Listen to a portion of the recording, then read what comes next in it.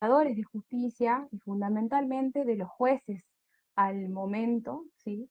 de llevar adelante un proceso civil que hoy ya está plenamente vigente, que está en la materia de derechos humanos plenamente vigente con la incorporación y con la sanción de este Código Civil y Comercial nuevo. O sea, para todos muchas cosas son nuevas, sin perjuicio de que el código es del 2015, todavía algunos institutos son novedosos en su aplicación y todavía no nos acostumbramos a la aplicación también de ciertos principios.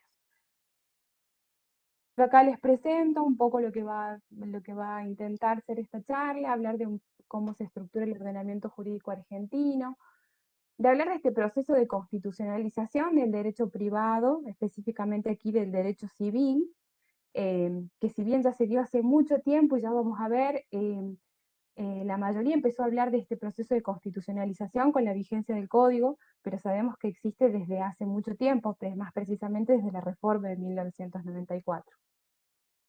Seguiremos hablando de la tutela judicial efectiva, del debido proceso y algunos parámetros del acceso a la justicia, plazo razonable, doble instancia, y lo cerramos con algunas conclusiones, sugerencias de ustedes, experiencias, está abierto para los que quieran contar. Así presentado, parece que vamos a estar 3 días, pero bueno, la idea es que no, que sean ideas, que sean experiencias que les puedan servir a ustedes también para después seguir investigando. Lo primero que yo les quiero recordar y traer a colación es cómo se estructura nuestro ordenamiento jurídico argentino. ¿Se acuerdan que nosotros tenemos un sistema constitucional que en el artículo 75, inciso 22, que se incorpora con la reforma de 1994, viene a ampliar el principio de supremacía constitucional? Antes de la reforma constitucional, nosotros teníamos que el techo del ordenamiento era la Constitución. Había una interpretación del artículo 31, una interpretación jurisprudencial que decía las leyes y los tratados son superiores, los tratados y la Constitución son superiores, pero después esa interpretación fue zanjada con la incorporación del 75, inciso 22, que, ¿qué hace? Otorga jerarquía constitucional a 11 instrumentos de derechos humanos, y luego con el procedimiento que establece el mismo artículo, se les otorga jerarquía constitucional. El artículo 75, inciso 22 dice que con las mayorías que tiene el Congreso, en las condiciones de su vigencia, y siempre que no deroguen parte alguna de la primera parte de la Constitución, pueden incorporarse con esa misma jerarquía, que eso ocurrió 3 veces en la Argentina, por lo que hoy tenemos 14 instrumentos que comparten la misma jerarquía de la Constitución. Si nosotros pensamos en esta estructura, entonces decimos, estos 14 instrumentos tienen la misma jerarquía que nuestra Constitución. Entonces, aquel juez, y porque parecía que el derecho constitucional fue por un camino y el derecho civil fue por otro camino, que se desarrollaron paralelamente. Eh, Pasamos nosotros de un Estado legislativo a un Estado constitucional y luego a un Estado constitucional convencional de derecho. ¿Por qué? Primero porque nosotros desde el 53-60, la Constitución del 53-60, hasta el 94, estuvimos dentro de un Estado constitucional. Con la reforma del 94 ingresamos a un Estado convencional y constitucional, o sea, la Constitución más los tratados de derechos humanos, más los tratados que tienen jerarquía constitucional, y también con el principio de que los tratados son superiores a las leyes, los tratados internacionales. ¿Y esto qué nos significó a nosotros? Este Estado legislativo, el primero del que yo les hablaba, da origen a un derecho comercial y civil clásico. ¿Cómo es el juez de un Estado legislativo? En el Estado legislativo, el techo del ordenamiento jurídico es la ley, ¿sí? Nosotros tenemos que el imperio de la ley por sobre todas las normas. Entonces, el techo del ordenamiento y el principio de orden público los da el Código Civil. En nuestro caso, que estamos hablando de derecho civil. Ahora, el Código Civil, si el código no lo regula, la situación no existe. Nosotros evolucionamos y pasamos a un Estado constitucional de derecho. Un Estado constitucional necesariamente nos deja un juez constitucional. El juez constitucional es aquel que no solamente tiene el Código Civil y Comercial para resolver, sino que puede hacer uso de todos los instrumentos de derechos humanos, los tratados de derechos humanos, o los tratados que no sean, que no tengan jerarquía constitucional, porque puede usar los del 75 y inciso 22, los que se incorporaron después, y también los que no tengan jerarquía constitucional, y utilizar esos principios para tomar esas decisiones. Dice, en ese Estado constitucional, no sé si alguien quería decir algo, en ese Estado constitucional de derecho, eso el juez, me parecía que el juez lo podía hacer, pero que no lo debía hacer, ¿sí? Estaba vigente, plenamente vigente, los principios que están contenidos en los tratados internacionales. Como ustedes saben, nosotros pertenecemos, estamos incorporados al sistema interamericano de derechos humanos, y tanto las sentencias de la Corte Interamericana como las opiniones, como los informes, son vinculantes para nuestro Estado. Entonces, esas decisiones nosotros podemos apoyar y debemos apoyar, es una obligación fundar nuestros fallos, aparte de nuestra Constitución, en esa normativa institucional, constitucional y convencional. Entonces, pasamos a un Estado convencional y constitucional, y resignificamos este derecho civil y comercial porque se empieza a nutrir con las normas constitucionales. ¿Qué hace la reforma del 94? Al incorporar estos instrumentos internacionales, incorpora también todo el bagaje de normas que traen estos instrumentos, y eso se plasma con el nuevo Código Civil y Comercial en los artículos 1, 2 y 3. Hay un derecho civil hoy, ¿sí?, que está nutrido claramente por dos fuentes: una fuente interna, que es la Constitución y los tratados que están incorporados en la Constitución, y una fuente externa, que son todos los demás tratados internacionales, las opiniones consultivas, los informes de la Corte, la jurisprudencia de la Corte Interamericana de Derechos Humanos. Entonces se nos amplía mucho el panorama al momento de decidir. O sea, ya no solamente contamos con el Código Civil y Comercial, sino que también contamos con todos estos instrumentos. ¿Y por qué es importante? Y a veces no es tan, pareciera que nosotros decimos esto y que el derecho constitucional sigue estando lejos, porque pensamos que el derecho constitucional es parte del derecho público y el derecho civil es derecho privado, y entonces no se tocan en ningún punto. Hoy el código nos deja clara esta situación. Sin embargo, la constitucionalización del derecho privado se da desde la reforma de 1994, cuando se incorporan los tratados con jerarquía constitucional. Es decir, que desde ese momento esos tratados tenían plena operatividad y podemos hacerlos efectivos. Sin embargo, esta es bienvenida estos artículos del código, el artículo 1, 2 y 3, que ya vamos a ver de qué se trata y qué nos dejan. Acá lo que yo les contaba, el ordenamiento jurídico argentino, la reforma de 1994, que incorpora el 75 inciso 22, que es una regla de reconocimiento constitucional, así denominada por Andrés Gil Domínguez. Otros autores hablan de que se conforma con esta incorporación de los tratados el bloque de constitucionalidad federal, que, como les contaba, incorporan estos instrumentos en las condiciones de su vigencia. En las condiciones de su vigencia, el 75 inciso 22 dice que estos instrumentos se incorporan, los enumera expresamente y dice las condiciones de su vigencia. Podemos tomar un criterio estático o dinámico. Un criterio estático se refiere a que cuando se incorpora este tratado internacional, los estados pueden hacer reservas de algunas cláusulas. Entonces podemos volver a ese momento a ver si el Estado argentino, cuando ratificó ese tratado y cuando lo incorporó al ordenamiento, hizo alguna reserva, es decir, decidió no aplicar alguna de las cláusulas. Y a su vez, en las condiciones de su vigencia, teniendo en cuenta una perspectiva dinámica, es que también nosotros incorporamos esos instrumentos con todas aquellas interpretaciones y que hizo ya la Corte Interamericana o la Comisión Interamericana a través de los diferentes instrumentos. Entonces, condiciones dinámicas, incorporo el tratado teniendo en cuenta lo que ya dijo la Corte en sus sentencias, en sus opiniones consultivas, en los informes que presentan los estados, particulares generales, o en las observaciones generales. Ustedes imagínense que ustedes están parados y están rodeados de todas estas normas. Entonces, ¿qué viene a hacer este juez constitucional y convencional? Puede empezar a llenar tanto las lagunas como las antinomias que les deja el derecho, las contradicciones.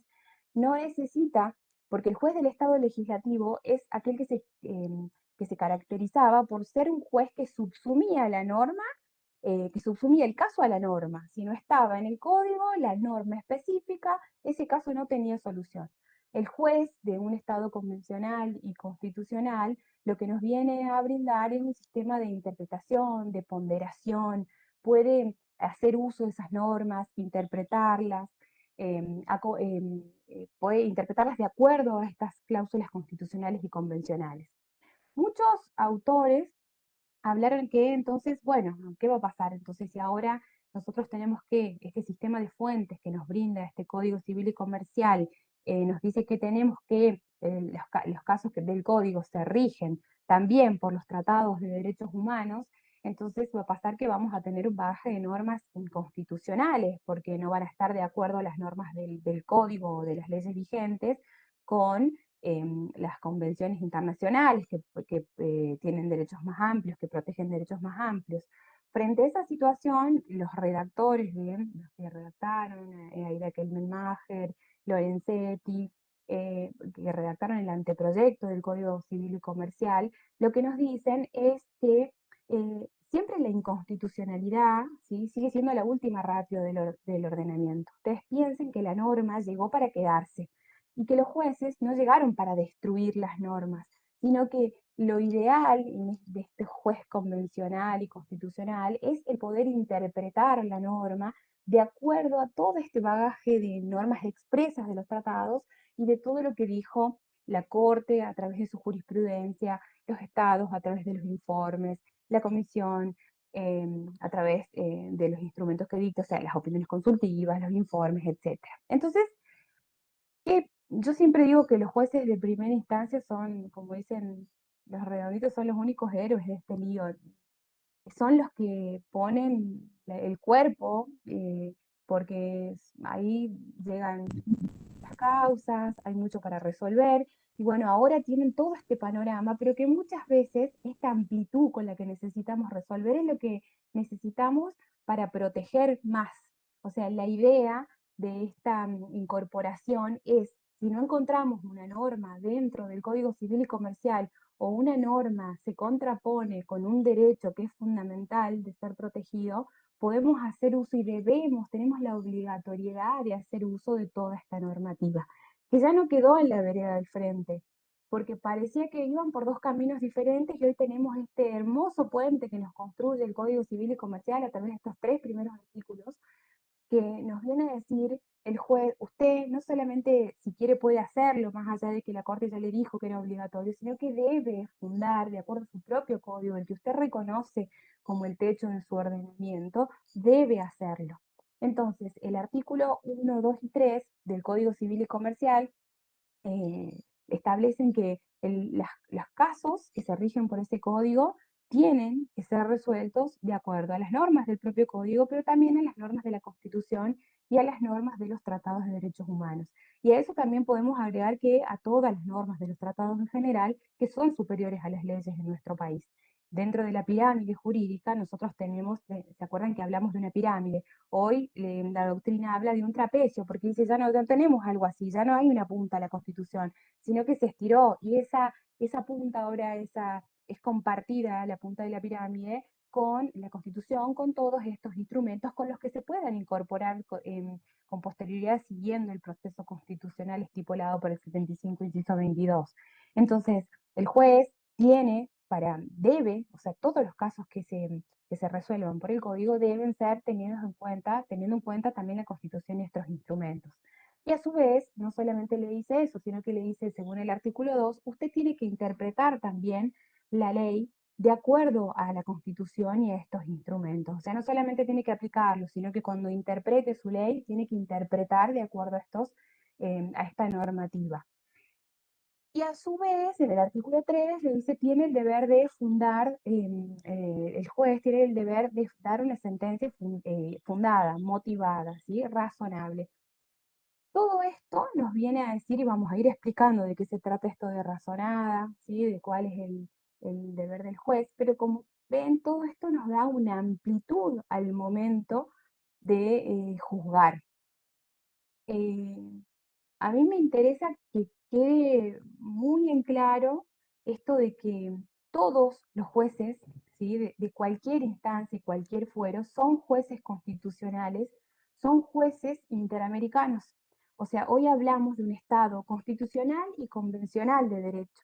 Y entonces, como hablamos de un juez constitucional y un juez convencional, más allá de toda la normativa que puede aplicar, también puede hacer uso de los principios generales del derecho, de los derechos humanos, el principio pro homine, la progresividad con la no regresividad, y eso siempre nosotros miremos que todo eso nos viene a ayudar a proteger más a la persona, cuando a veces la normativa no lo hace, ya sea porque no tiene una norma que la proteja o porque tiene alguna norma contradictoria.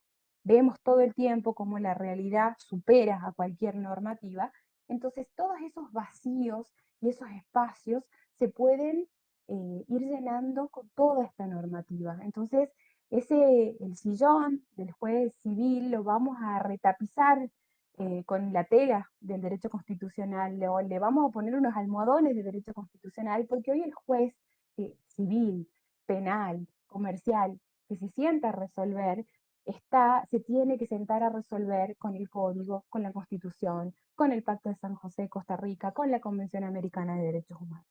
Entonces, es normativa mucha. Entonces, también nos obliga necesariamente a estar capacitados continuamente. ¿Cómo aplicamos estos principios? Porque tenemos muchos principios de derechos humanos y muchos derechos consagrados en los pactos y en los tratados. Pero cuando nosotros hablamos de proceso civil y de derechos humanos, nos pareció importante hacer hincapié en aquellos principios que justamente van a regir al proceso.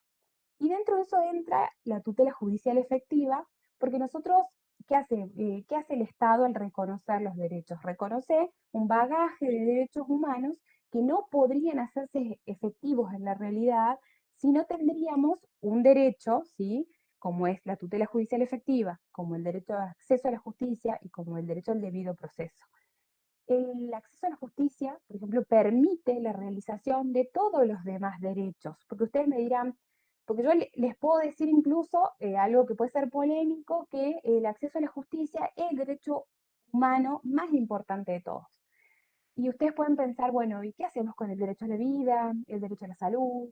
Bueno, sí, o sea, son importantes. Todos los derechos constitucionales son relativos porque los ponderamos en el caso concreto. El único derecho absoluto del que podemos hablar es el de la libertad de pensamiento, que es el único que queda fuera de la esfera de la reglamentación. Pero si yo no puedo ejercer en forma digna, con garantías necesarias, mi derecho a la vida, si yo no puedo realizar ese derecho, si no puedo llevarlo en un proceso, a un proceso en donde rijan las garantías, donde yo pueda ser oído, donde pueda ofrecer prueba, donde tenga derecho a una sentencia, donde esa sentencia se pueda ejecutar, ¿de qué sirve toda esa consagración de derechos, ¿sí? Esa lista de derechos que nos dejan todos los tratados, si nosotros no podemos llevarlo a un proceso, no podemos acceder a la jurisdicción, no podemos ingresar, ¿sí? Al proceso judicial para que esos derechos sean reconocidos? Entonces, si miramos desde esa óptica, es de los derechos humanos más importantes, o es el más importante, porque es el que nos permite la realización de todos los otros derechos. La tutela judicial efectiva, que implica que, como les decía, que ustedes puedan no solamente acceder a la justicia, o sea, que tengan derecho acceder a la jurisdicción, sino que puedan permanecer en ese proceso durante todo el trámite, que después puedan obtener medidas cautelares o tutelas diferenciadas. Y no solamente eso, no se acaba la tutela judicial efectiva con el acceso a la justicia, sino que sigue hasta el dictado de la sentencia y aún más allá, dándonos la posibilidad de que esa sentencia puede ejecutarse. Porque si no, seguimos dentro de la misma idea. Una consagración de un derecho a través de una sentencia, o el reconocimiento de un derecho a través de una sentencia, que luego no puede ejecutarse, y entonces no encontramos la solución que nos está dando el ordenamiento, la que nos está garantizando el ordenamiento. Pensemos entonces en el derecho a la tutela judicial efectiva, que está contemplado en el artículo 1 del Pacto de San José de Costa Rica y el artículo 25 de la Convención Americana de Derechos Humanos, eh, están contemplados así específicamente como para encontrar, pero la jurisprudencia de la Corte Interamericana es vastísima en torno a lo que es el debido proceso, acceso a la justicia y tutela judicial efectiva. Em, Nosotros, ¿dónde encontramos a nivel nacional, en nuestra Constitución Nacional, estos derechos? Acuérdense que nuestra Constitución, cuando se reformó en 1994, todos los primeros artículos no fueron reformados. Entonces, estos primeros artículos quedaron de la Constitución de 1853-60, entre los cuales nosotros podemos encontrar que el debido proceso está en el derecho a peticionar, asegurar el debido proceso, artículo 14, artículo 18 de la Constitución. También la posibilidad de acceder a la justicia dentro de el artículo 108 al crear los órganos jurisdiccionales necesarios para ese acceso. Y volviendo al principio, en el preámbulo, en el valor de afianzar la justicia. Este acceso se amplía aún más con la reforma de 1994, cuando se incorporan las garantías constitucionales de amparo, habeas corpus y habeas data, cuando se incorporan los derechos de tercera generación, los derechos ambientales, los derechos del consumidor, cuando se le brinda legitimidad, legitimación al defensor del pueblo y también se crea esta figura de órgano de extrapoder, y también cuando encontramos la protección de los grupos vulnerables dentro de la misma Constitución. Y también de los tratados de derechos humanos. Piensen en grupos vulnerables, mujeres, niños, pueblos indígenas, personas con discapacidad. Hay convenciones que los protegen de forma directa y también artículos de la Constitución que lo hacen de forma directa. Nosotros necesitamos brindar para estos grupos vulnerables medidas diferenciadas de protección, o sea, o medidas de discriminación positiva o acciones positivas para poder equiparar la situación de estas personas en condiciones de vulnerabilidad a las demás personas. Entonces, todo eso tiene que ver con acceso a la justicia. ¿Cómo garantizamos el derecho a la jurisdicción de estas personas?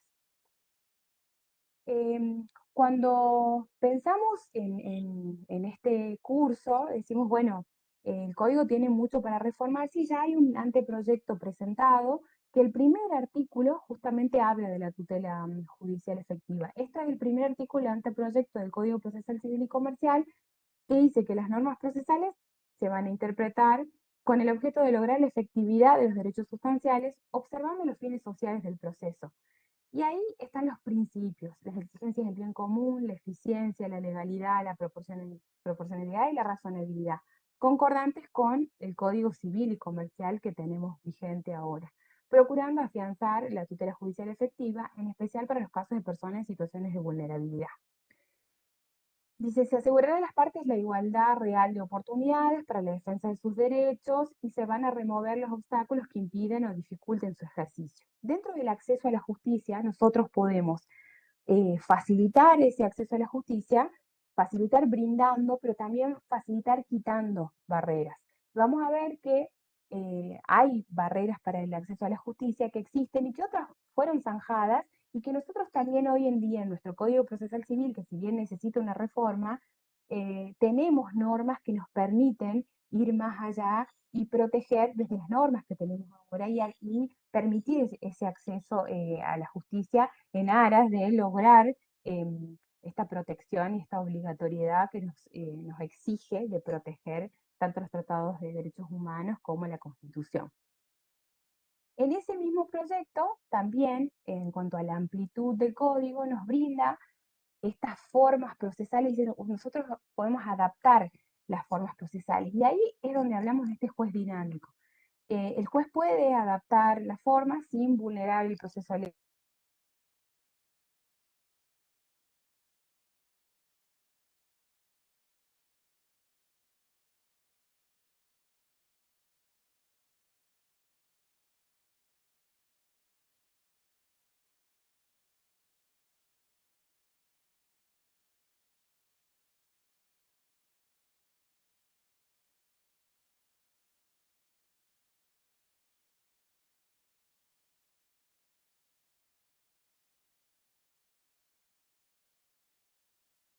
Sí, ahí vemos, ahí nos contactamos con Constanza porque me figura como que tiene un problema de conexión. dennos un minutito.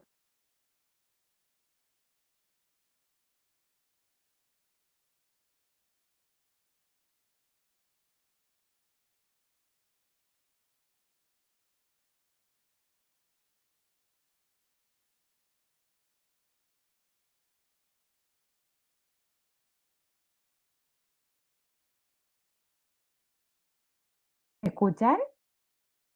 Ahí está, Conti, sí. Ahí está Conti, ahí No te sí, vemos, pero sí te escuchamos.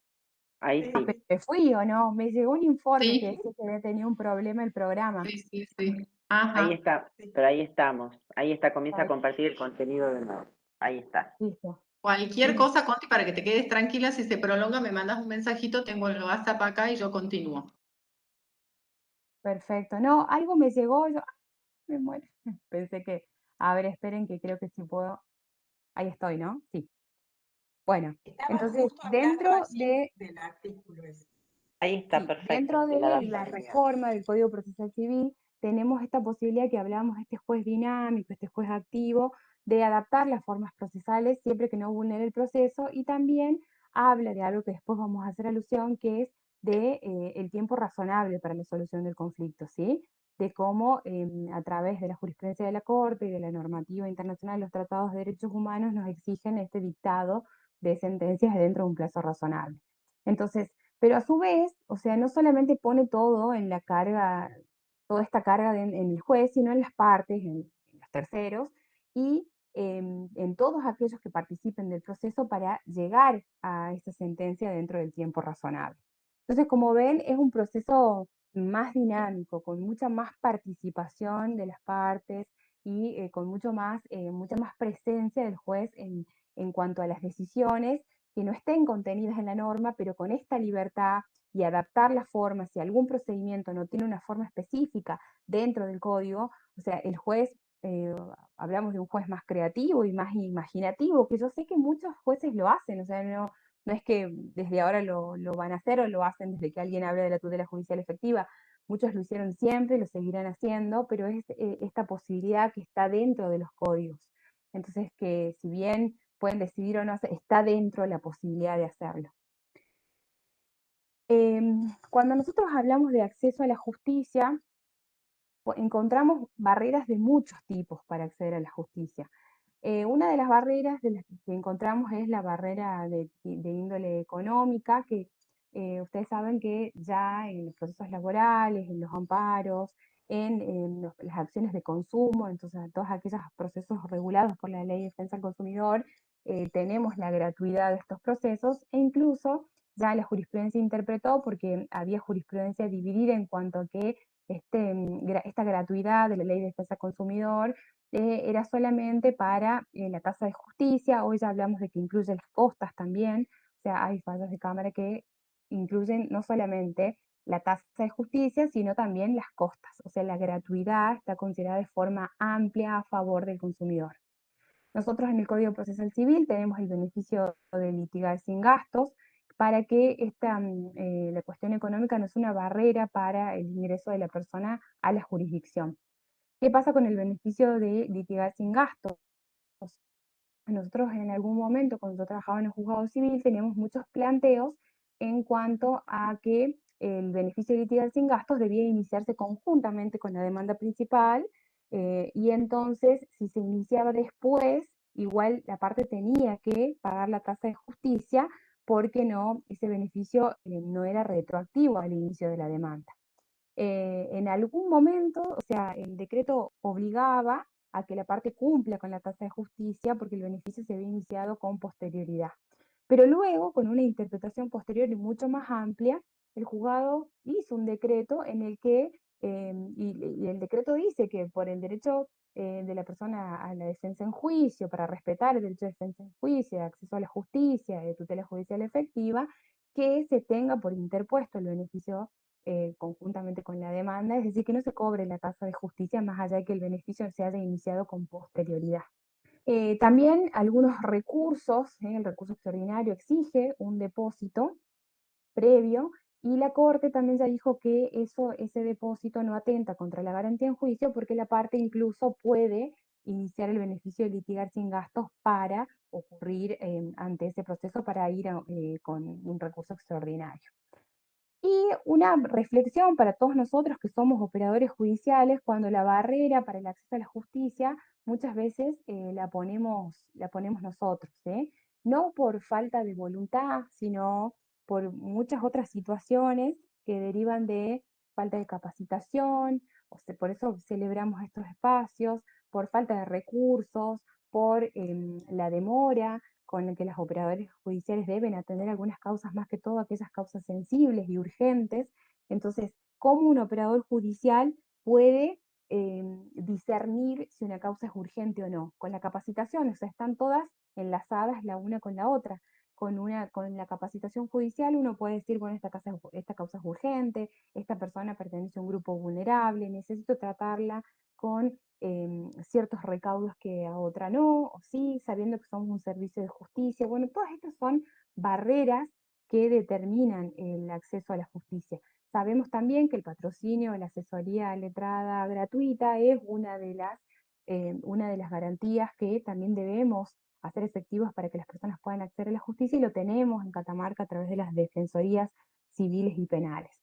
Algo que podemos preguntarnos es que siempre que el Ministerio Público esté dentro del Poder Judicial, si eso se cumple en cuanto a que el Ministerio Público termina siendo un lugar un poco más pequeño, ¿sí? Dentro del Poder Judicial, entonces ampliar esas facultades, ampliar las defensorías, el número de defensorías tanto civiles como penales, que es donde ahí concurre toda la gente que necesita esta asistencia y en aras a la protección de el acceso a la justicia, necesitamos poder brindar ese servicio con efectividad. ¿Qué es lo que percibe la gente referida al acceso a la justicia? ¿Qué es lo que percibe la gente de la justicia en Argentina, referida al acceso? Lorenzetti en un discurso del 2009 dijo que la justicia es percibida como un servicio al cual pueden acceder solo determinados sectores. Y la gente piensa que dentro del acceso a la justicia, el acceso a la jurisdicción, hay grandes excluidos, y siempre nombra a los mismos grupos, o sea, los excluidos ya sea por una condición económica, por una condición sexual, ¿sí? O por una condición de jerarquía, que también hay grandes favorecidos, personas con privilegios, y que también hay impunidad dentro de la justicia. Esa es la concepción que tiene la población, por eso es nuestra tarea, es derribar como operadores judiciales nos compete derribar esas barreras de acceso a la justicia, capacitándonos. Si bien con los recursos nosotros no podemos hacer nada, pero sí podemos hacer con lo que tenemos, ¿sí? Mucho ser más creativos, más imaginativos. De hecho, hemos tenido muchos avances en cuanto que también dentro de la Corte Suprema de Justicia de la Nación se crea una oficina, una comisión de gestión judicial y acceso a la justicia, en Catamarca, y la Oficina de la Mujer a nivel de Corte Suprema de Justicia de la Nación, y en Catamarca tenemos la Oficina de la Mujer, la Oficina de Atención al Ciudadano, las Casas de Justicia. Entonces, desde nuestra óptica, eso son las reflexiones que podemos hacer en torno al acceso a la justicia. Tenemos muchas aristas para cuál tratarlo, pero a los fines prácticos elegimos algunas. Esta tutela judicial efectiva, el debido proceso y el acceso a la justicia también se plasman en el Código Civil y Comercial con algunas normas de carácter procesal que están incorporadas en el código. Acuérdense que estamos dentro de un proceso civil y los derechos humanos. Hay un bagaje de normas procesales que se incorporaron al código, y nosotros tenemos que partir de la regla en nuestro país que la normativa de fondo es dictada por el Congreso de la Nación, de acuerdo a nuestro sistema federal, que distribuye las competencias. Entonces, dentro de las competencias exclusivas de la Nación está el dictado de los códigos de fondo. Y las provincias, ustedes vieron que todas las provincias tenemos códigos procesales, porque dentro de las facultades que son propias de las provincias está el dictado de normas de forma, que son justamente estos códigos procesales. ¿Qué pasó? La Corte Suprema de Justicia de la Nación ya tiene vasta jurisprudencia en la que dice que estas normas procesales, cuando vengan a constituir una garantía de eficacia para la realización de las normas de fondo, pueden estar contenidas y no son inconstitucionales por estar contenidas en normas de fondo. Entonces, ¿qué pasa con las normas procesales en los códigos de fondo? Si hay una necesidad de asegurar la eficacia de las instituciones reguladas en los códigos de fondo, no procede la inconstitucionalidad de la norma porque fue dictada por un poder que es incompetente para su dictado. Entonces, nosotros avanzamos en esa distribución originaria de facultades porque vuelve un poco a constitucional y al federalismo, a cómo se distribuían las competencias, muy claro dentro del derecho público. Quizás muchos de ustedes cuando estudiaron derecho constitucional, facultad de la nación, del Congreso de la Nación, era dictar los códigos de fondo, ¿sí? El código civil de fondo lo dicta el Congreso de la Nación. ¿Qué pasa ahora si ese código civil adentro contiene normas procesales, ¿sí? Que vienen a regular cuestiones de forma, no de fondo? Esa norma, solamente por ser procesal y estar en una normativa de fondo, ¿es inconstitucional? No, la Corte dijo no, porque siempre y cuando venga a asegurar esta eficacia de las instituciones reguladas en el código, al constituir una garantía, asegura la vigencia de los principios de la norma de fondo y no es inconstitucional. Yo les pongo ahí algunos precedentes de la Corte en la que ya dijo acerca de que termina siendo una facultad concurrente, o sea, compartida por la provincia y por la nación.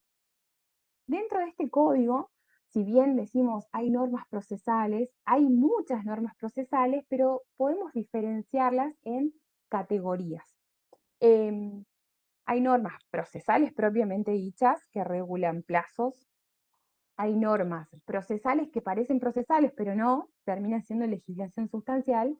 Y hay normas procesales estrictamente, ¿sí? Estrictamente ligadas al principio de tutela judicial efectiva y de debido proceso.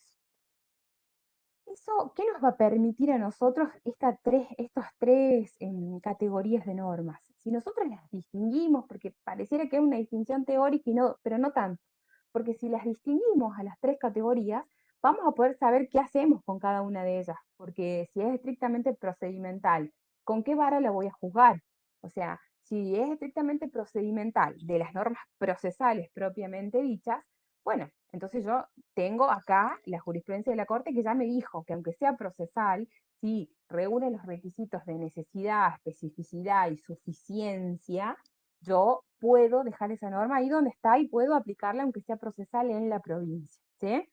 Entonces, si es una norma que parece procesal, pero termina regulando cuestiones de fondo, como la impagabilidad de algunos bienes, bueno, no tengo ningún problema porque parece procesal, pero termina siendo legislación sustancial y también ya la Corte interpretó y dijo que esas cuestiones están reguladas y que son cuestiones de derecho sustancial. Y también tenemos estas normas que nos vienen a traer estos principios de derechos humanos al Código Civil y Comercial. Estas normas, ustedes van a ver que son todas de naturaleza protectoria, o sea, todas vienen a ayudar a las instituciones que trae el Código Civil y Comercial.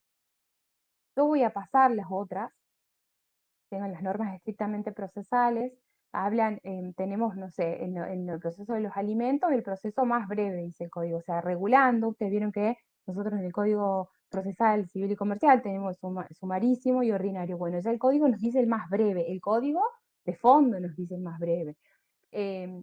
Tenemos el recurso, cómo es el efecto de un recurso para la sentencia, tenemos las medidas cautelares dentro de las estrictamente procesales. Normas que aparentan ser de fondo, pero son verdaderas regulaciones sustanciales. Hay una que habla de los medios de prueba y que en realidad está hablando de fuentes de prueba, no de los medios. O sea, cuando nosotros hablamos de medio de prueba, hablamos de, cuando proveemos prueba, decimos prueba testimonial, prueba documental, de la forma en que ingresa la prueba del proceso, y en realidad está hablando de la prueba de los contratos, que dice que pueden ser probados por todos los medios y en realidad por todas las fuentes. El testigo es una fuente, la prueba testimonial es un medio, ¿sí? El testigo ingresa al proceso a través de una declaración testimonial. Entonces ahí distinguimos la fuente del medio. El código, si bien dice medio de prueba, la doctrina ya es coincidente en decir que se trata de una fuente de prueba para, que nos sirve de base para poder interpretar y probar los contratos. También encontramos algunas normas que parecen ser de forma, pero son sustanciales, como les dije, los bienes que no pueden ser embargados, en la acción preventiva, en la transacción. Y me faltan las normas que contemplan principios de derechos humanos, que ahí hablamos del artículo 3, que es la motivación de la decisión judicial, o sea, la motivación de la decisión que toma el juez, que la doctrina dice, este artículo 3, que obliga al juez a tomar una decisión debidamente fundada, podemos utilizar para ver si esa decisión está razonablemente fundada la doctrina de la arbitrariedad de las sentencias del recurso extraordinario. En realidad podemos ir mucho más allá, porque con este Estado constitucional y convencional, si no nos limitaríamos a la arbitrariedad, y así es una cuestión federal o si es una cuestión de hecho de derecho, y en realidad podemos tener en cuenta muchos otros principios para ver si una decisión es razonable o está motivada.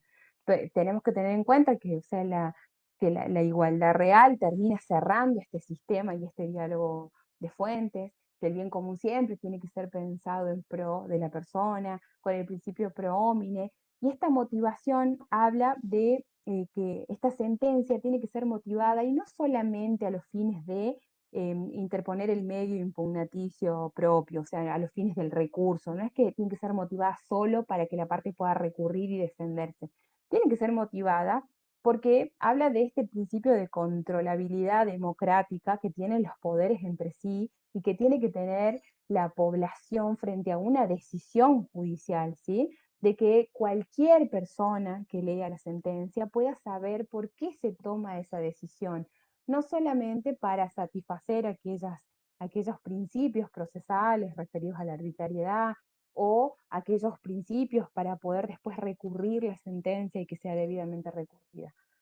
Dentro de estas normas procesales que también contemplan principios de derechos humanos, tenemos también tutelas diferenciadas, más que todo en los procesos de familia y capacidad, que eso hablaron en el encuentro anterior, si alguno estuvo, seguramente hicieron hincapié en ese tipo de procesos que vienen a ayudar, a acompañar, a coadyuvar dentro de los procesos de familia, en materia de capacidad de hecho, en el juicio de adopción y también en el derecho internacional privado en cuanto al acceso a la justicia de los extranjeros, en el que ya no se les pide ninguna caución para acceder a nuestra justicia.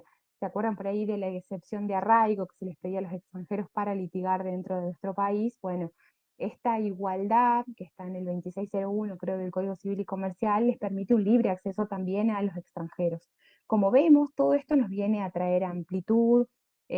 Hoy hablábamos también de la doctora Peraca, con la doctora Peraca determina la competencia por el interés superior del niño, donde está el centro de vida del niño. Todo es para proteger a las personas más vulnerables y también a todos los ciudadanos que estamos bajo el imperio de esta normativa internacional. Bueno, yo les había traído algunos fallos también de corte interamericana, pero no sé, va a ser muy largo y son las 6, así que lo voy a dejar a la doctora Martínez, y antes contarles que un pequeño ejemplo para decir cómo bajamos toda esta normativa. Primero, eh, a mí se me ocurrían algunas cosas referidas a nuestro derecho procesal civil con nuestro código, que el juez tiene hoy las facultades del artículo 36, las facultades instructorias y ordenatorias, y en esas facultades, haciendo uso de esas facultades, puede, ¿sí?, convocar audiencias, puede disponer algunas cuestiones de oficio. Entonces, esa norma hoy nos permite, ¿sí?, tomar algunas decisiones que, si bien pueden no estar dentro del código reguladas expresamente, sí son válidamente tomadas porque incluso hasta procesalmente están reconocidas, y aunque no lo estén, tenemos muchas normas procesales que nos pueden ayudar. Dentro de las facultades ordenatorias tenemos, por ejemplo, la posibilidad de convocar a las partes a una audiencia. Entonces, si no podemos resolver con las cuestiones que tenemos o vemos que podría simplificar, porque la celeridad, la oralidad, la inmediación, son todos principios que vienen a abonar toda esta doctrina de los derechos humanos. Pensaba hoy también y digo, bueno, ¿qué pasa con la audiencia preliminar del artículo 360 del Código Procesal Civil y Comercial, que nos obliga a comparecer de forma personal? Y si no puedo comparecer de forma personal, necesito un instrumento, o sea, un poder. ¿Qué pasa si me encuentro en una doble condición de vulnerabilidad y no puedo acceder a un poder? y soy una mujer víctima de violencia de género y estoy litigando con el victimario por alguna cuestión patrimonial en el derecho civil. Tengo que ir a la audiencia preliminar y si soy actora, se produce el desistimiento del derecho, o sea, la audiencia obliga a comparecer de forma personal y yo me tengo que encontrar con mi victimario en la audiencia preliminar porque no tengo dinero para otorgarle a mi abogado un poder, y si no pierdo el derecho, se me puede eximir, se me puede aplicar el principio de libertad de formas y traer un poder de un juez de paz, porque no tengo dinero para hacer un poder ante una escribanía. Todas esas cuestiones son interrogantes que nos van surgiendo y que ya fueron resueltos en muchas situaciones. Les traigo un pequeño caso de una nena que a partir de una tragedia, y es un caso de familia, pero es cortito y es ilustrativo, una nena que por una tragedia pierde a su mamá, pierde a su papá y a sus hermanos, y ambas tías, una tía materna y una tía paterna, solicitan la tutela. Pero, ¿qué pasa? El artículo 386 del Código Civil establece que esa tutela puede recaer sobre una sola persona. La jueza decide hacer lugar y otorgarle la tutela a ambas tías, utilizando los principios de derechos humanos y el interés superior del niño, porque la niña había sido oída, debidamente oída, de acuerdo a la garantía del debido proceso, y ella quería que las tías compartan, y por una cuestión de organización, de distribución de tareas, ambas preferían tener la tutela compartida de la sobrina. Todos estaban de acuerdo, no había ninguna colisión de derechos, lo único que no tenía el juez era la posibilidad de dictarlo de acuerdo a una norma procesal, a una norma civil válida, pero decide hacerlo de acuerdo a los principios generales del derecho, un fallo de Rosario del 2014, a los principios generales del derecho, y ahí vemos cómo el juez, lejos de acostarse en las formas, se para frente a los derechos, o sea, frente al dolor, devuelve protegiendo derechos.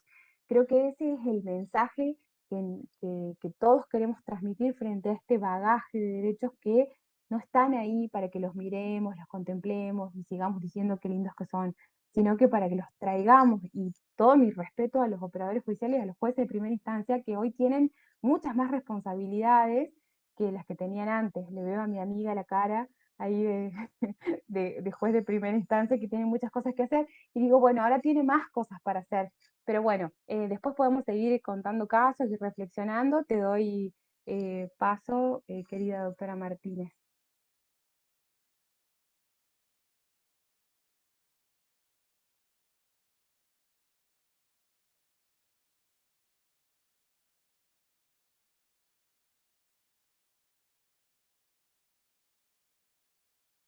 No, no se le escucha, no se le escucha. A ver.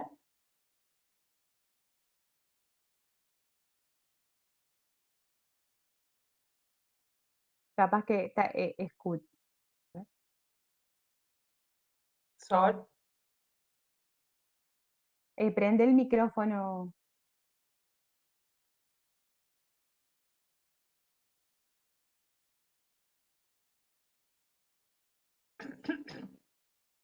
Sol, ay, ¿nos escuchás? Ahí estoy. Perdón. Ahí está. No se asusten. Bien, bien, bien. Era para... Bien. Ahí, ahora sí. Hola de nuevo a todos. Voy a compartir un PowerPoint para seguir con la lectura, Bien. algunas cuestioncitas Ya- y vamos Ya charlando. me,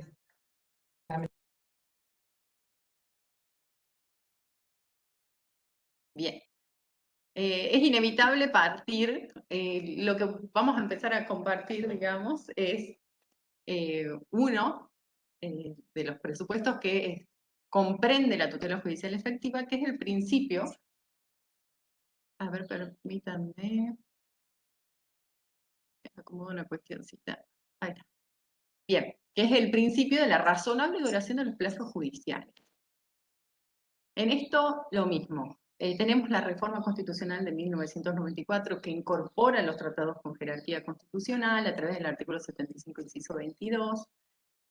Y lo fundamental en la unificación del Código Civil y Comercial, con esta importante, aunque ya entendemos que se había creado la constitucionalización, tal como lo mencionó Constanza, que ahora lo que hace el Código Civil y Comercial es resaltarla, ¿no? En estos primeros artículos, en donde nos manda a interpretar las situaciones, las normas, con arreglo a todos los tratados convencionales a los que fuimos adhiriendo a partir de la reforma de 1994. O sea, ¿y esto a qué nos lleva a reflexionar a todos?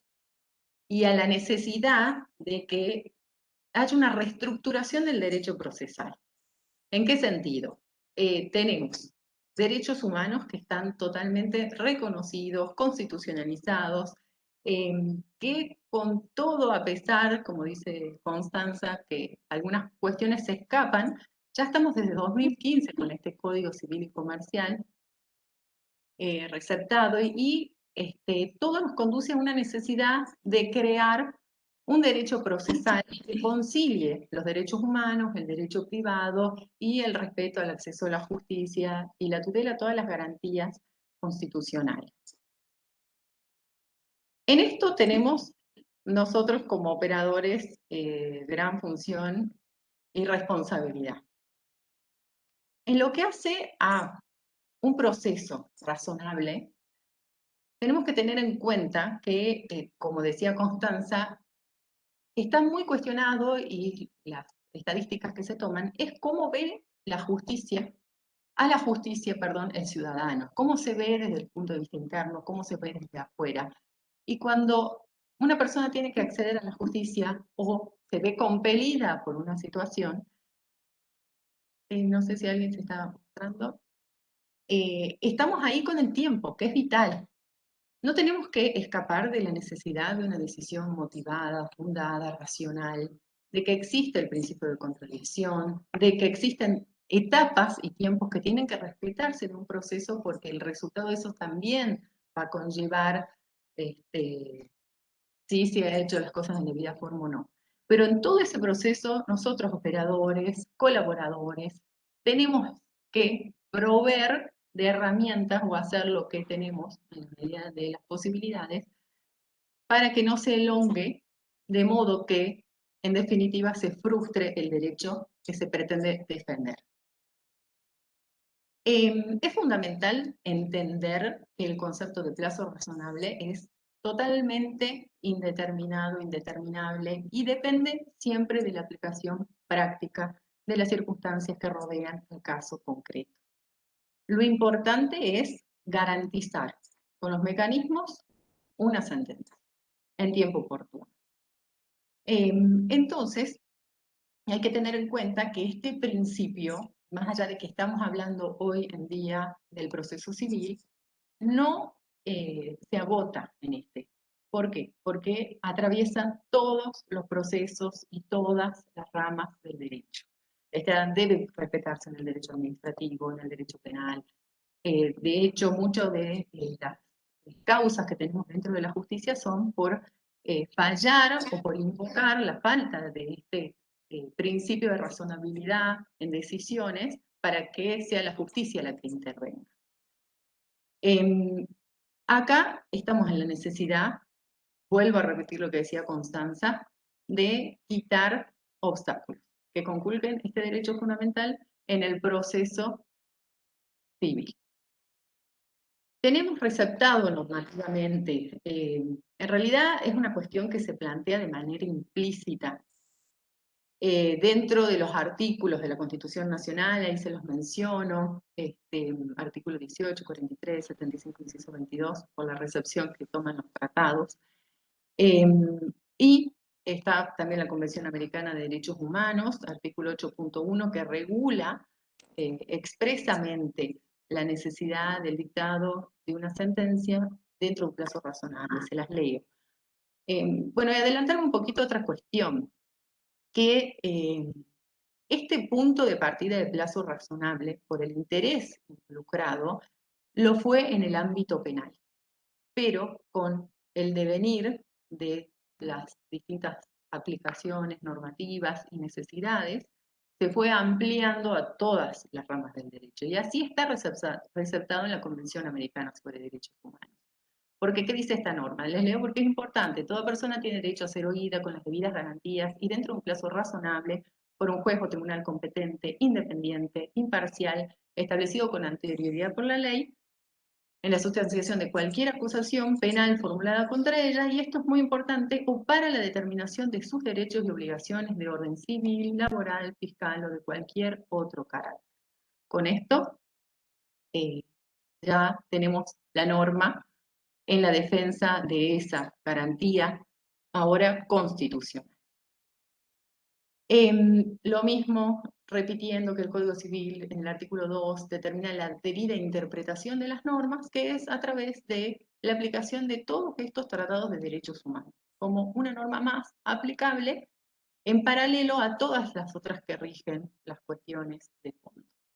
Entonces, hay reflejado en las normas internacionales y luego con la constitucionalización del Código Civil y Comercial, muchas cuestiones que tienen que ver con el aporte que se puede dar desde dentro del proceso en la normativa que el Código Civil brinda más activista, ¿no?, para esta función jurisdiccional. Acá la necesidad de llevar, porque como decimos, tenemos que acceder a la justicia, tienen que tratar de eliminarse todas esas barreras de acceso, tener en cuenta la regla como la posibilidad, la accesibilidad, y que sea la excepción las restricciones, no solamente en accesos, legitimaciones y demás principios. Y por el otro lado está la necesidad de un proceso que se desenvuelva en debida forma, sin dilaciones que se pueden evitar, y en esto tiene que estar el rol activista de la función jurisdiccional en ese control. El juez tiene que controlar que durante el proceso se cumpla el deber de la garantía de imparcialidad, que el proceso no se paralice por cuestiones que no lo justifiquen, conducirse en cuestiones también de producción de prueba, que muchas veces es eso que detiene mucho un proceso. O también, en lo que hace a través de la litis, hay muchos procesos, y en esto me refiero porque no solamente están los operadores del derecho, los que tenemos que aportar desde las herramientas que tenemos, por supuesto siempre estamos atentos a poder lograr otras herramientas, pero desde las que tenemos, permitir que no haya estas paralizaciones. Pero al margen nos tienen que acompañar otros operadores en paralelo. ¿Estos operadores quiénes serían? Muchos organismos del Estado. Hay, les cito como ejemplo, juicios, como prescripciones adquisitivas y demás, en donde para la traba de la litis, acá sabemos que está involucrado el orden público, entonces para la traba de la litis necesitamos que los operadores estatales aporten mecanismos también y haya mayor respuesta para cuando va el justiciable a querer lograr un informe, por ejemplo. Hoy en día sabemos que eso, por suerte, está avanzando.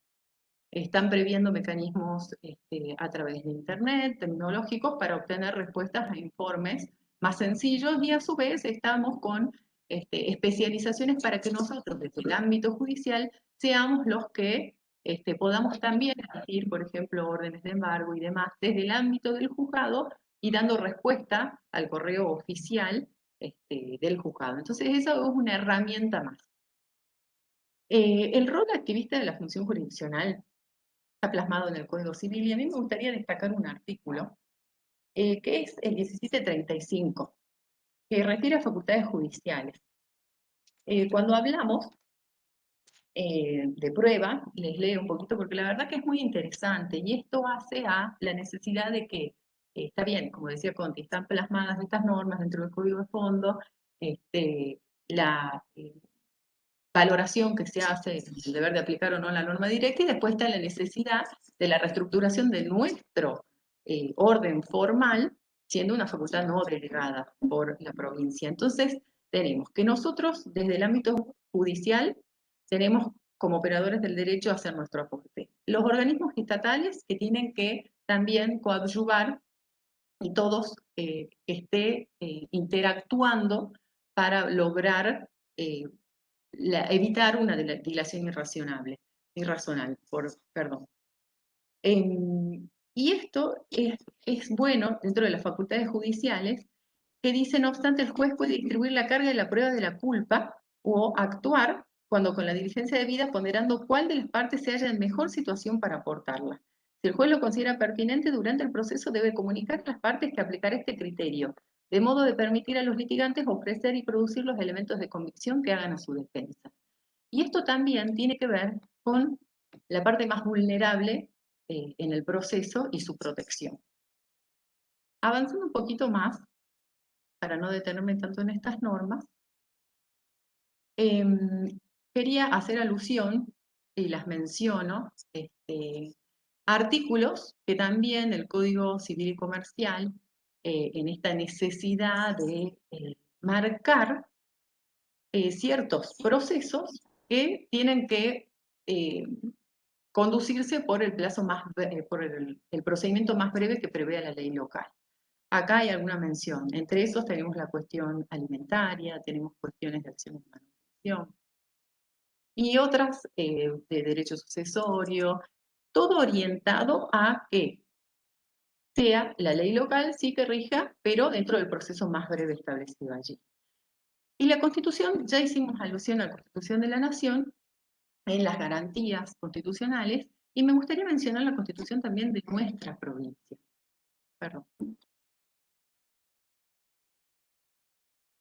Bien, la Constitución de nuestra provincia, en la importancia también que nos marca y nos guía en este camino, está el artículo 7, y me gusta hacer hincapié en este artículo, que es el artículo 39, que dice que todo habitante de la provincia tiene derecho a utilizar un procedimiento judicial efectivo contra actos o omisiones de la autoridad o terceros que violen, menoscaben, enerven o amenacen a hacerlo, sus derechos fundamentales reconocidos por esta Constitución o por las leyes dictadas en su consecuencia. Y dice, si el mismo no estuviera instituido o reglamentado, los jueces arbitrarán las normas necesarias para ponerlo en movimiento y resolver sin dilación alguna. Entonces, todo se orienta en el mismo sentido, en darle al juez este rol activista. Entonces, este respaldo lo vamos encontrando en distintas normas, en las facultades instructorias del juez, en las normas de derecho internacional, en el Código Civil y Comercial. Entonces, el abanico evidentemente se amplía en este sentido. Es importante destacar, bueno, están normas como el artículo 40, el artículo 207, que determina, por ejemplo, este ya habla de los recursos. Y después está el 216 y 217, que determinan las cuestiones de pérdida de jurisdicción. O sea, eso ya va más allá. Ahí ya estamos con el momento en que la sentencia llegó para llamar auto. Que, por ejemplo, que por supuesto incluye todo este proceso, porque la razonabilidad del plazo involucra tanto desde el inicio su desarrollo hasta obtener la tan preciada sentencia motivada, fundada. Esta garantía del plazo razonable, que como les decía es un concepto abstracto, indeterminado, porque es de creación jurisprudencial, y que evidentemente hay que valorarlo en el caso concreto, porque no se trata, como replica mucho la jurisprudencia, de determinar días, semanas, meses, años fijos. Si bien los códigos procesales nos marcan plazos para ciertos actos, por supuesto, porque todo tiene que ver con la necesidad de preclusión, de seguridad jurídica. Esta garantía de plazo razonable va más allá, controlando el proceso en general, y las pautas que se tienen en cuenta para ello y los elementos para determinar la razonabilidad del plazo surgen de presupuestos que determinó la Corte Interamericana de Derechos Humanos, con influencia también del Tribunal Europeo de Derechos Humanos, y que se puede resumir en estos 4 postulados, como son la complejidad del asunto, la actividad procesal del interesado, la conducta de la autoridad judicial y, esto que es muy importante, la afectación generada por la duración del procedimiento en la situación jurídica de la persona que está involucrada en el mismo. Voy a hacer un pequeño desarrollo de esto, no me voy a detener en la jurisprudencia originaria, base de cada uno de estos supuestos. Complejidad del asunto todos sabemos, que no es lo mismo un proceso contradictorio que un proceso sucesorio, que no es lo mismo un proceso en donde tenemos una parte por cada polo, a aquellos en donde hay litis consorcios. No es lo mismo un proceso en donde los mecanismos como medios de prueba se hacen más accesibles a otros que no, por eso la necesidad de injerencia de los distintos organismos satélites que rodean para también hacer efectiva la administración de justicia a tiempo, en tiempo propio, en tiempo razonable. Por el otro lado está la actividad procesal del interesado. Sabemos que el procedimiento civil es dispositivo. Entonces, estamos sujetos a la voluntad de las partes en el impulso del proceso, en que ellos traen el objeto de juicio, ellos traen los distintos elementos de juicio del proceso, con la documental, con los medios de prueba que pretenden producir. Pero, sin embargo, y esto es hacia la jurisprudencia de la Corte Interamericana de Derechos Humanos, está el rol del órgano jurisdiccional. Parte de esta función judicial, de este poder del Estado, y por ende, está el deber, digamos, de conducir, y este rol activista que está cada vez más reconocido, y más marcado, digamos, en toda esta normativa que les estuve mencionando. Y por eso el punto C, la conducta de la autoridad judicial.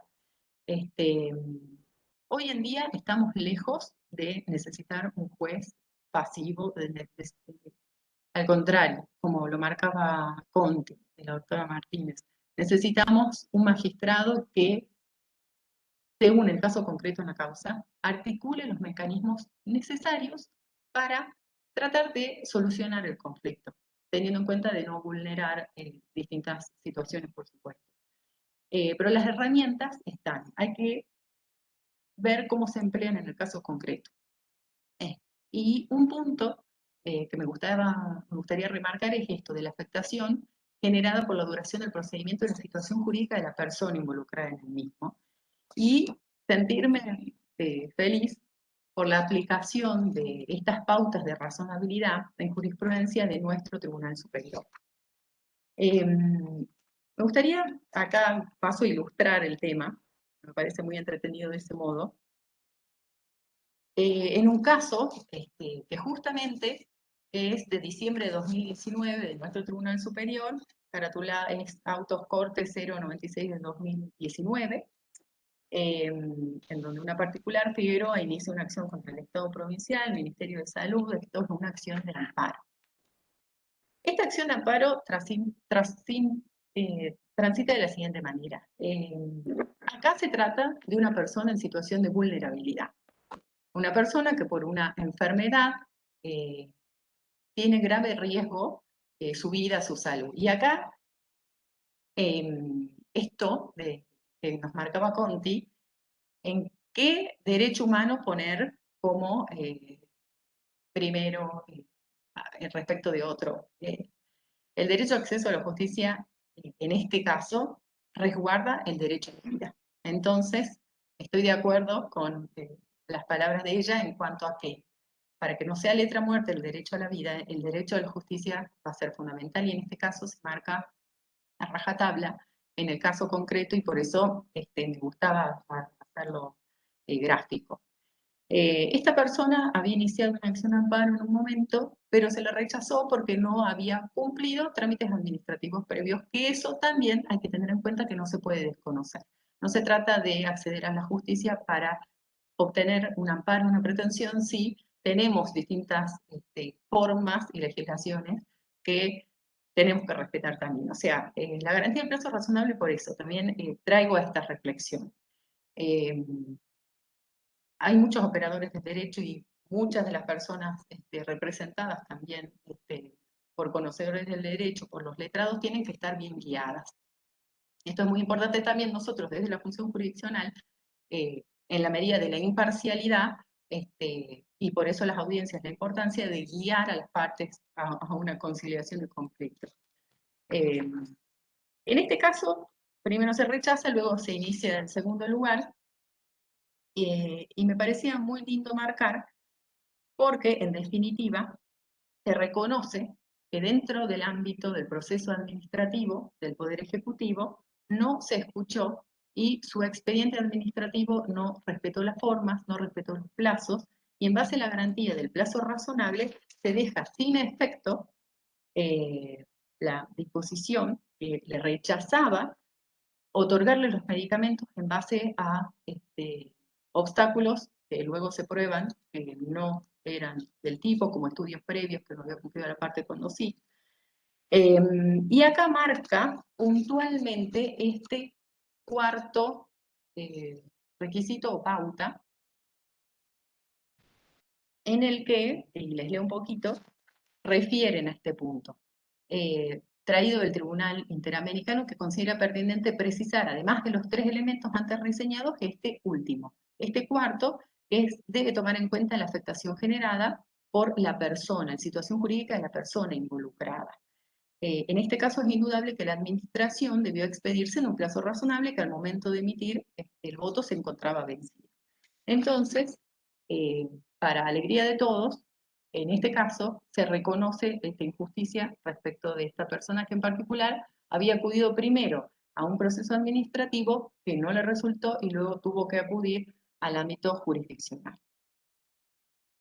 Acá, dentro del plazo de la garantía del plazo razonable y estas pautas de razonabilidad, hay otro fallo nuestro, que es Autoscorte, que es lindo reflejarlo porque la verdad que esto es lo que se procura, la aplicación de la norma, la aplicación de los tratados internacionales, que si ustedes luego acuden a la lectura de estos fallos van a ver la aplicación en concreto. Es Autoscorte 06313, Rodríguez contra la Municipalidad de San Fernando del Valle de Catamarca, en donde se había dispuesto como sanción administrativa a una persona dependiente de la municipalidad la suspensión de actividades y goces de haberes. Ingresa a la justicia este caso, invocando que se habían vencido los plazos para el trámite de la sanción disciplinaria impuesta. Se verifica que realmente ni siquiera se había realizado la denuncia penal, o sea que acá no podemos hablar de una perjudicialidad penal, y en definitiva se decide en pro del respeto a este plazo razonable que se debía haber cumplido para el sumario administrativo, que no se hizo en forma, revocar esa disposición para reintegrar a la persona a sus funciones. Entonces acá también nos encontramos con otro caso que en particular merece gran respeto y relevancia, digamos, a fallos como estos de la Corte, porque estamos hablando de una persona que no podía percibir su salario. Y con ello cae en un estado de vulnerabilidad. Yo repito, esto en esta filmina que me parece muy importante, porque nosotros no podemos hacer nada si no contamos con recursos también que nos provean desde el ámbito ejecutivo, desde que también el Poder Legislativo haga su aporte con las normativas que nos sirven de soporte. Entonces, tiene que estar el conjunto para a fines de poder llegar, digamos, a puerto. Y en esto también está el soporte que nos da el propio Poder Judicial, que actualmente estamos con estas prácticas para iniciar con la digitalización, lo cual también es muy importante para el acceso a la justicia y la facilidad del trámite judicial. Es inevitable tocar el tema dentro del plazo razonable de la prejudicialidad penal. Acá el Código Civil y Comercial se aparta en algún aspecto del principio anteriormente consagrado por el Código Civil e incorpora este inciso fundamental. Que como decía Conti, parece que debiera ser para todos conocido, pero es importante tenerlo presente, refrescar estas cuestiones. Porque en lo que hace a una sentencia en plazo razonable, en tiempo propio y que se dicte sin vulnerar los derechos que se pretenden proteger, entra la necesidad de evaluar realmente hasta qué punto la decisión en sede penal va a detener una sentencia en lo civil. Por supuesto, no hay que escapar de la base. Son todas cuestiones que destaco. Ahí veía lo que escribiste, Conti, sí, por supuesto, vamos a ir dejando todo, porque la verdad es vasto esto en jurisprudencia, es vasto en casos prácticos, en la aplicación que se está dando en nuestro Tribunal Superior de todos estos convenios internacionales, que es muy lindo verlo reflejado, porque significa que realmente se los tiene presente y por este camino tenemos que ir orientados desde todo punto de vista, no solamente en un tribunal superior, por supuesto, sino en lo que hace desde la primera instancia, en donde realmente lo vemos al justiciable. Y ahí él tiene una participación directa, como dice Conti, hasta en la audiencia del 360, voy, no voy, estoy, hasta qué punto uno puede exigir ese tipo de cuestiones. Entonces, vuelvo a lo que hace la prejudicialidad penal. ¿Por qué? Porque pasa en todos los ámbitos. En primera instancia pasa muchísimo. Ya voy a contar una experiencia personal con la doctora Marcela Soria Acuña, que me parece que hace a la explicación refleja de esta situación. ¿Por qué? Esto, en el punto B, es fundamental tener en cuenta si la dilación del proceso penal provoca en los hechos una frustración efectiva del derecho a ser indemnizado.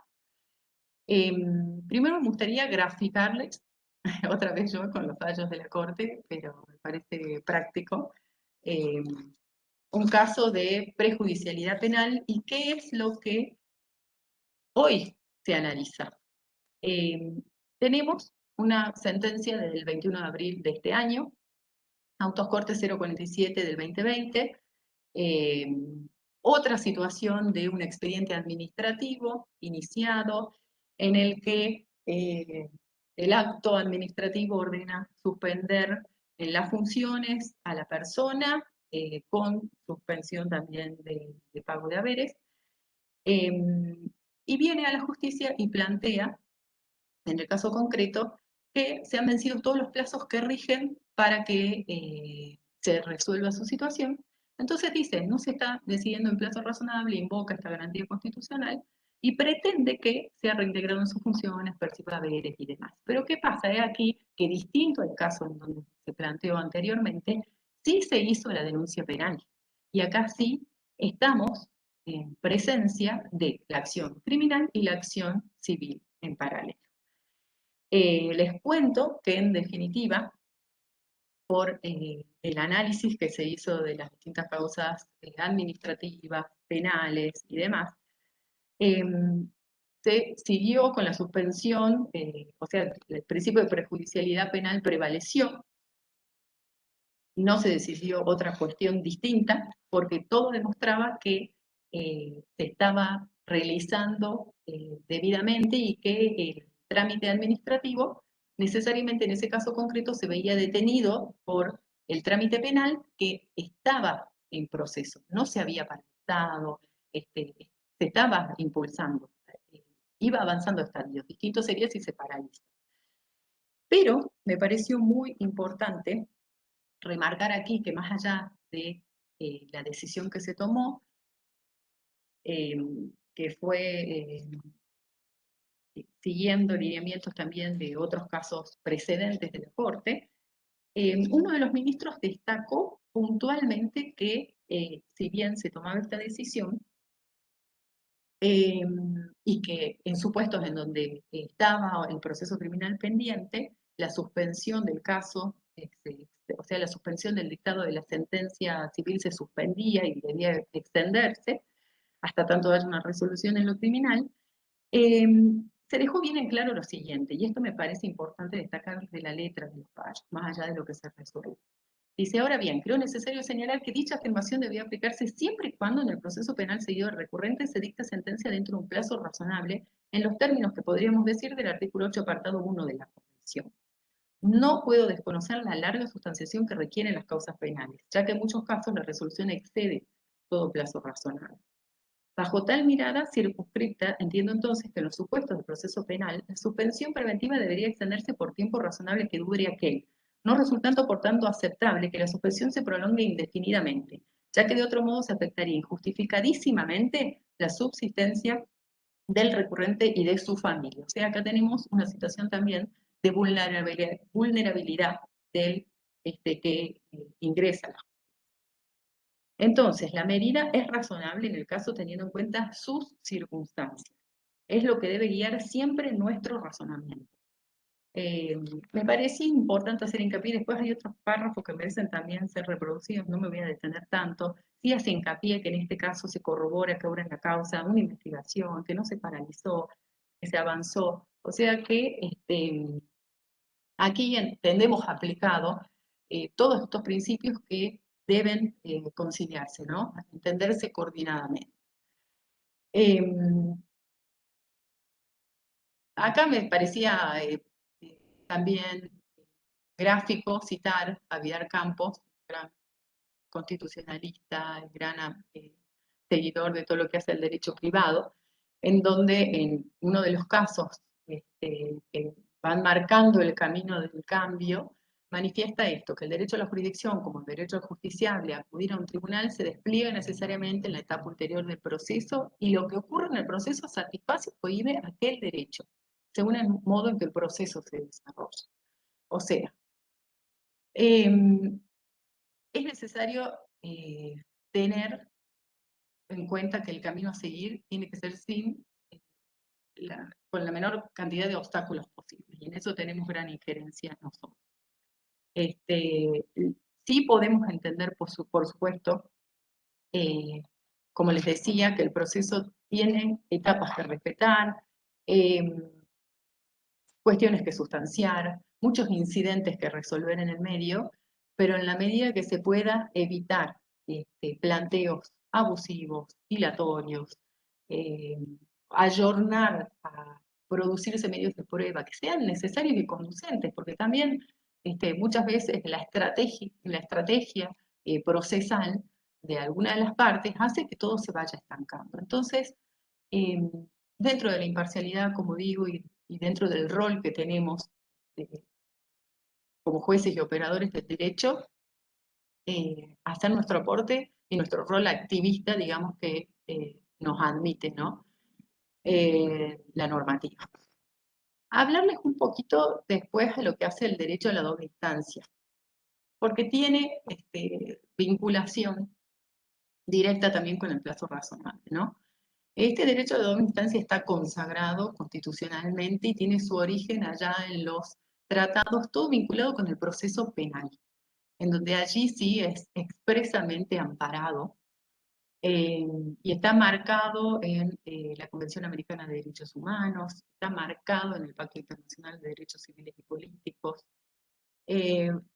Está reconocido este derecho de recurrir un fallo ante el juez o tribunal superior, distinto al órgano que dictó la sentencia que uno arguye que vulnera sus intereses. También está plasmado en el artículo 25 de la Convención Americana de Derechos Humanos, Pacto de San José de Costa Rica. Está plasmado en nuestra Constitución Nacional.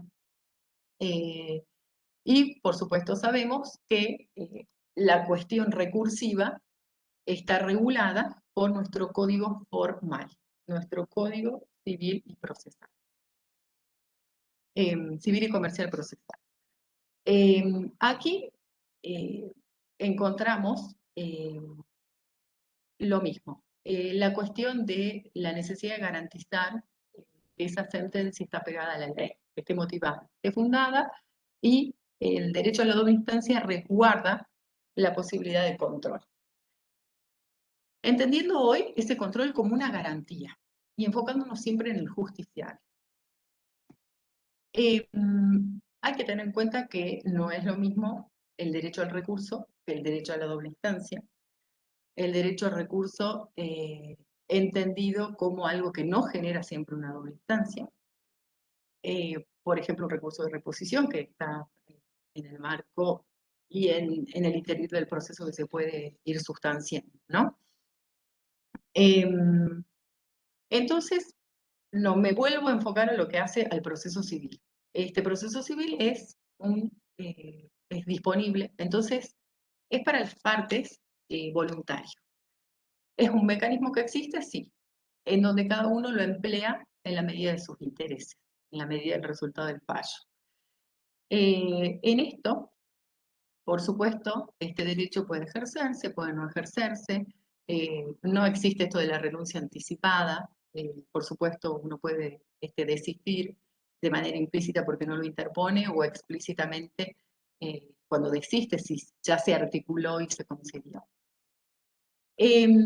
Acá es importante destacar lo siguiente, que este derecho a la doble instancia tiene fundamentos específicos en la seguridad jurídica, en control jerárquico del fallo. Y acá hay un juego de palabras en cuanto a si es este derecho al recurso un derecho constitucional o no. Encontramos que el derecho, una cosa es el recurso y otra cosa es el derecho a la doble instancia. Vuelvo a repetir. ¿Por qué? Porque ustedes conocen que el Código de Procedimiento regula qué se puede recurrir, en qué oportunidad se puede recurrir. Entonces, viene la reflexión y viene la interpretación doctrinaria y jurisprudencial de entender si este derecho, cuando no se admite por una norma, implica una violación a un derecho constitucional o no. Esto se plasma de diferentes maneras, o sea, la Corte Suprema de Justicia de la Nación lo entiende como al derecho de doble instancia, que forma parte del debido proceso y por tal tiene que garantizarse y se separa de alguna manera del ejercicio efectivo del derecho al recurso.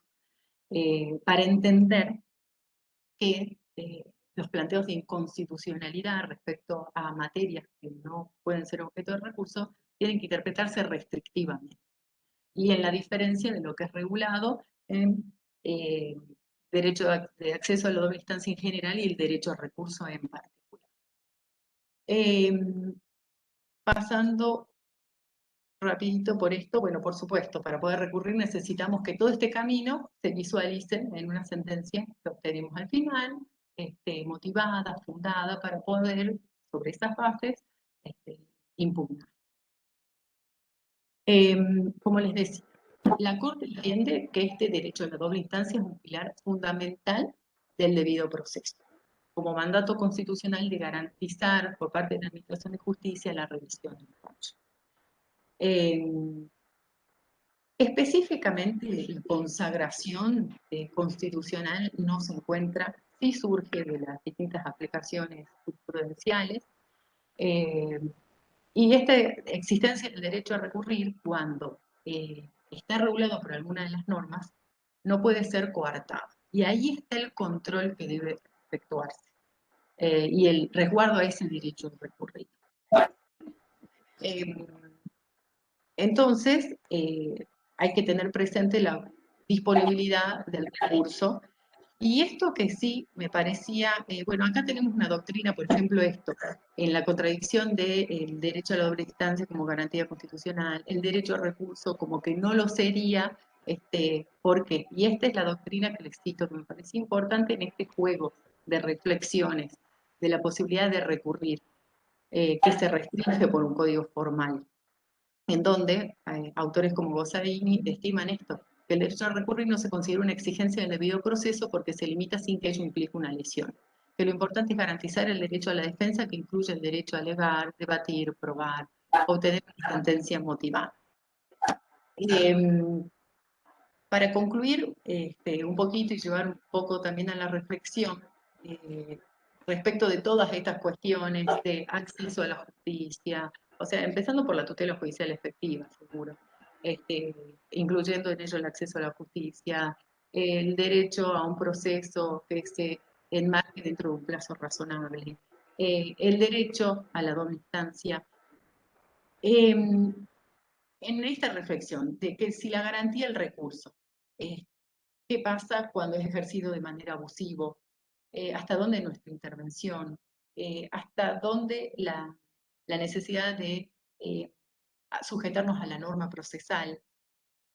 ¿Cómo podemos paliar actos que sean presentados ante un proceso que reflejen una evidente dilación en desmedro de los derechos que se pretenden ser reconocidos y que muchas veces se ven conculcados.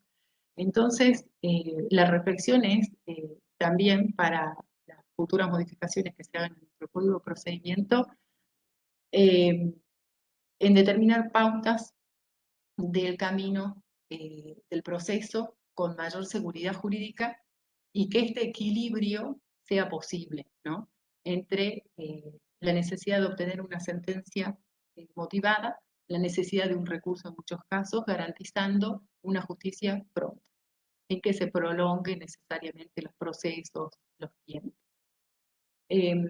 Muchos de los fallos que les cité, que me enorgullecen, ¿verdad?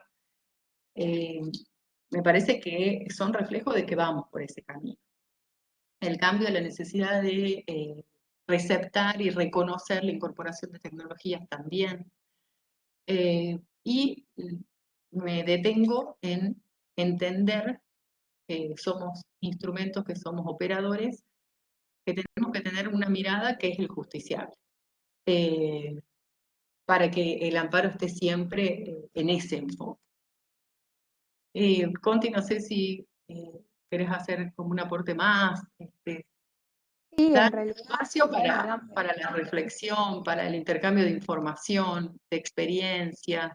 les quería, sí, aparte, digamos, bueno, el tiempo en este sentido que nos juega una mala pasada en cuanto todas estas situaciones fueron consideradas por la Corte Interamericana de Derechos Humanos en sentencias.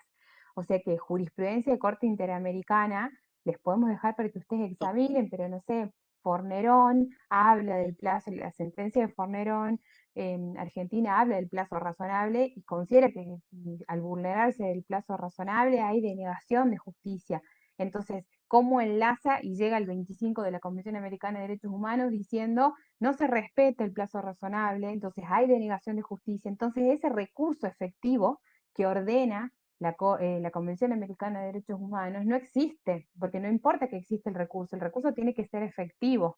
Entonces, toda esa la garantía de que existe el plazo razonable, existe el derecho a ser oído, existe un proceso teñido de garantías que hacen al debido proceso, todo eso está contemplado en los fallos, está analizado, no sé, Cantos versus Argentina, en donde un empresario de Santiago del Estero llega a litigar a la Corte Interamericana y le exigían una tasa, el pago de unos honorarios millonarios.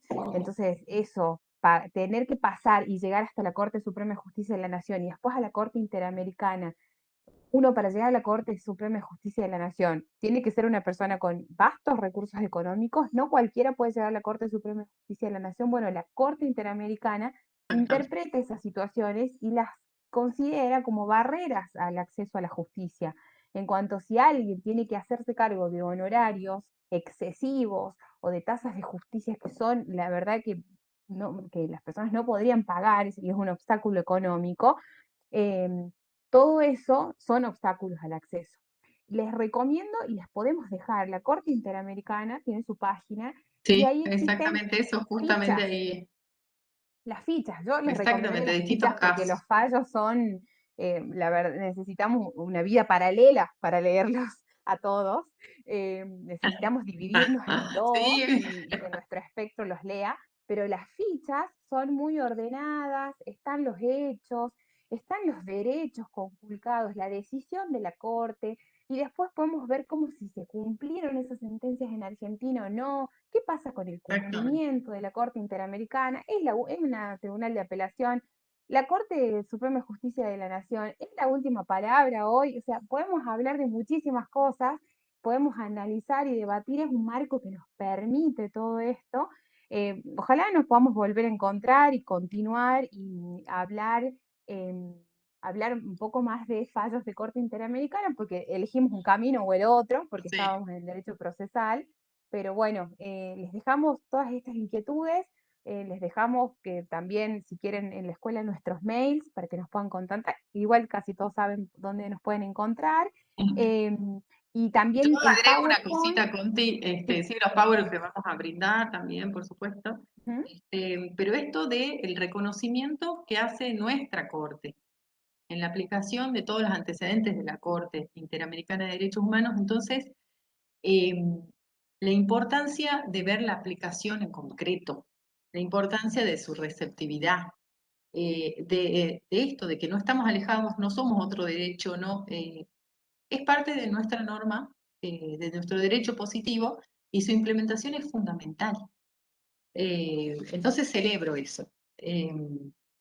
Por supuesto, los antecedentes son primordiales, pero celebro esto porque realmente abre un abanico de posibilidades también a los que estamos arrancando con el camino que es todo primerista. Sí, sí. No sé si se le cortó a Sol, pero le decimos ahí en el chat que sí, los fallos, también podemos dejar los Word en una carpetita con los fallos utilizados, a los fallos de corte que mencionó la doctora Martínez, los podemos dejar en archivos para que ustedes también los tengan. Eso se lo vamos a poner a disposición a la escuela, y así como preguntaba la doctora Peraca, entiendo que están grabadas las clases, entonces quizás puedan tener la escuela. acceso. Gracias a ustedes por sus comentarios, veo comentarios referidos a la violencia de género también y a la actividad de los operadores de justicia. Ese es un tema, pero excelente, que viene dándose desde la Oficina de la Mujer.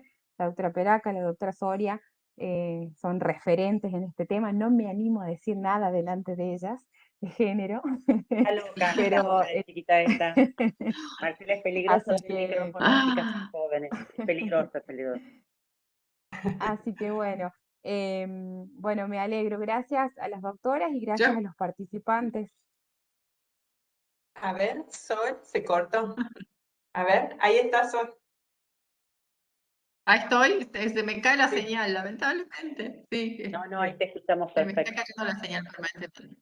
Sí, muchas gracias por participar, por compartir. Si quieren compartir alguna experiencia, yo creo que tenemos un ratito, no sé, dirán las organizadoras, pero Sí, el lo ida y queremos. vuelta de experiencias es fundamental en esto, porque es el aporte que todos tenemos que hacer. Yo siempre siento, y en esto creo que todos los que estamos en el Poder Judicial lo hemos vivido, qué importante que es también, no quiero correrme, por supuesto, la responsabilidad que tenemos todos los que estamos adentro, los jueces, los secretarios, todos los que trabajamos internamente en el Poder Judicial, pero qué importante también que es y qué necesaria la colaboración de las partes, ¿no? A veces uno lucha y avanza y trata de avanzar, pero la verdad es que es bastante cotidiano y en esto las doctoras lo viven todos los días, como lo vivo yo, que tenemos los abogados que nos ponen obstáculos en el ejercicio del derecho de defensa de su cliente, porque su cliente no quiere que avance el proceso. Esto sucede y lo tenemos que ir manejando y afrontando al fin de cumplir con el plazo razonable, ¿no? Creo que una de las cosas que me dirán Sol y Conti si no lo ven, pero la verdad es que yo lo siento como una lucha permanente de afrontar, a veces hay una parte interesada en que el proceso avance y se resuelva, en particular hablo, por supuesto, en las contiendas, no en los procesos voluntarios. Y hay otra parte que muchas veces está interesada en frenarlo, en detenerlo, y entonces tenemos que a veces, para frenar abusos, recurrir a esto de los rechazos in limine y medidas como bastante fuertes, para los cuales, para tomar esas medidas, no solamente es necesaria la decisión, sino también, y vuelvo a lo mismo, la capacitación, ¿no? La capacitación para que esas decisiones sean fundadas, y la dedicación, el tiempo de estar viendo el expediente, viendo las actuaciones de las partes, porque estas decisiones se toman invocando actuaciones anteriores, ¿no? De las partes. Tal cual, coincido Es y una creo que reflexión nada más. sí, que estos rechazos in limine lo que tienen también es que necesitan valor, porque bueno, Necesitan, uno sí, dice, bueno, a valor y ver, o sea, detrás, fundamentación.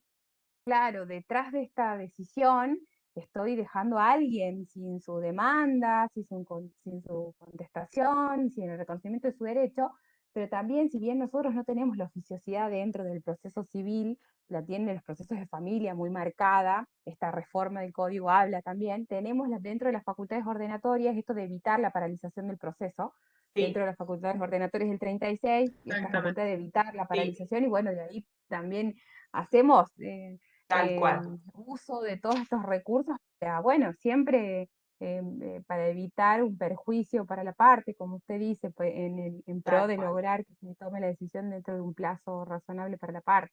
Yo siempre Pero bueno, rescato, esas facultades del artículo 36 son muy útiles, no son muy útiles claro. en la tarea cotidiana para resolver situaciones que realmente son, hablando mal y pronto, son chicanas, ¿no? Sí, Bueno, por ejemplo, en las audiencias Sí, sí. preliminares, que, bueno, la finalidad es la conciliación, muchas veces las partes empiezan a conocerse o a tener un principio de A discusión y partir de allí, ¿no? y de acuerdos. Entonces, no llegan a acordar la audiencia preliminar, pero es como que los abogados se pasan un teléfono. comparto, Entonces, sí. claro, ese principio, para no paralizar el proceso, continuamos con el proceso. Y siempre les decimos a las partes, pero usted no se está la olvide, posibilidad. la audiencia la puede volver a pedir, porque no va a ser Exactamente. una audiencia preliminar del 360, pero en virtud del artículo 36 podemos fijarle otra audiencia siempre que usted tenga la voluntad o vengan con algún principio de acuerdo o alguna conciliación y le explicamos en la parte el beneficio de conciliar antes y no llegar a una sentencia de ceder, de que, bueno, cada uno va a ceder un poquito de su derecho y de su pretensión para poder llegar a una conciliación. Pero bueno, son herramientas que uno puede usar. También, yo valoro eso de la audiencia del 360 porque no siempre se llega al acuerdo en la audiencia, pero se inicia el acuerdo, se desencadena el diálogo entre las partes y a veces se logra eso y uno de los objetivos es que el proceso termine antes, que termine con un acuerdo voluntario, ¿no? Exactamente. Acá también cabe reconocer y agregar los profesionales que acompañan a las partes en los procesos, Sí, que son fundamentales en el espíritu de conciliar o no. Por supuesto defienden los intereses, por supuesto el acuerdo tiene que reflejar conveniencia de alguna manera para ambos, a algo se va a tener que renunciar también, pero en esto hago hincapié en la necesidad de la profundización un poco que se cuestiona mucho en materia de regulación de honorarios profesionales. Que todo también acompañe para que ante un eventual acuerdo y demás sea protegido, ¿no? Ese derecho y no el abogado, por lograr un resultado, persista en la litigiosidad y conduzca a su cliente por ese camino. Entonces, como que son muchas aristas, me así parece que es. tienen que coordinar. Sí, Es sí. difícil, pero estamos en un proceso que por lo menos con estos espacios de reflexión llevan a la necesidad de cambios necesarios. Sí, la audiencia del 360 permite eso también, que las partes escuchen directamente al juez en sus criterios. Y estando el abogado y habiendo escuchado todo el asesoramiento de sus abogados, es muy positivo que escuche de la boca del juez cuáles son los criterios de ese juzgado, qué expectativas puede tener sobre el resultado del proceso, que hay una opción siempre de poder conversar y arribar a una conciliación, hablando de asuntos patrimoniales, ¿no? Hablando de cuestiones Sí, sí, sí, patrimoniales y sí, no regidas por el orden público. estrictamente. Sí. Pero yo siempre creo que, bueno, por eso valoramos tanto estos espacios de capacitación, porque no solamente uno se capacita y escucha, sino que también se incentiva el compromiso de todos en la labor y somos de los dos lados del mostrador los que hacemos los procesos judiciales, quienes estamos adentro del Poder Judicial y las partes con sus patrocinantes y sus apoderados también, de los cuales necesitamos una actitud colaborativa, ¿no? También Y tenemos, la verdad, yo rescato que hay muchos abogados litigantes, muchos, que tienen esa voluntad colaborativa con el proceso cuando lo permiten, ¿no? Cuando se permite esta instancia. Sí, sí, Hola. por Chicas, no sé si alguien más No sé si se quiere. puede, Sí. no sé si A se ver. puede hablar todavía o ya estamos excedidas de tiempo. No diga, Hablando de ¿quién? la... Sí. Sí, Ay, soy Marina. Marina Aybar. Marina es Yo- nuestra asistente premium. Le tenemos que hacer algún regalo. Nos acompaña siempre. ¿Y sabe qué? Me pueden dar el certificado de ese curso de procesos sin hacer la evaluación porque ya no me da la cabeza. Ay, Dios. Sabe que agradezco tanto yo estos cursos, para mí han sido magníficos realmente y aprendí tanto y me sensibilicé tanto. Y bueno, no sé si las doctoras no se animan porque está la doctora Peraca, pero yo me animo por lo de violencia de género. Hoy precisamente hice un curso y como están las doctoras hablando de la mediación y la conciliación, donde no conviene, dicen en los casos de violencia de género, la mediación y la conciliación enfrentar. por todo esto que vive la víctima y que dicen que muchas veces se retracta y todo lo del ciclo, de la violencia y todo eso, que no es conveniente. Y a eso me refería con queremos capacitar, porque bueno, yo lo viví cada día en la fiscalía, ese tema de lo que viven las víctimas de violencia de género, yendo de un lado a otro, de la fiscalía a la defensoría que le dan turnos recién para dentro de un mes, supongamos para iniciar los alimentos, y mientras tanto quiere hacer la denuncia por el incumplimiento de los deberes de asistencia familiar y todo eso. Por eso han sido tan magníficas estas capacitaciones, porque si bien hay cosas, criterios que se deben aunar, hay cosas que son completamente diferentes. Por ejemplo, esto que decía de la violencia de género, que hay que tratar de evitar la conciliación y la mediación, porque la víctima por ahí está amenazada, amedrentada, y tiende a la mediación a retractarse, y bueno, y hay que utilizar la amplitud probatoria y todo eso, porque hay que analizar por qué se retracta y que no es conveniente la mediación en estos casos, porque después puede terminar en un femicidio, por ejemplo. Y, por ejemplo, respecto de los incumplimientos, de cómo yo he visto situaciones tan tristes de que al fin cumplían la mayoría de edad y las madres no lograban cobrar ni una cuota, cobraban eventualmente. Y por eso es tan importante la capacitación. Y yo me refería a que más allá de que trabajemos en penal, supongamos, yo estoy haciendo esto, ¿no? Y bueno, me ha servido porque me han tomado multifuero, me han perjudicado el examen, pero aprendí y logré por lo menos defenderme. Pero ¿cómo podemos ayudar a las personas que se presentan en las mesas de entrada, guiándolas y que se sientan escuchadas? Así que para mí esto ha sido magnífico y les quería agradecer sinceramente por Bueno, todas estas gracias, capacitaciones. Marina. Gracias por su Gracias. presencia, Marina, y por su aporte, como siempre. Bueno, creo que podemos ir dando por terminado.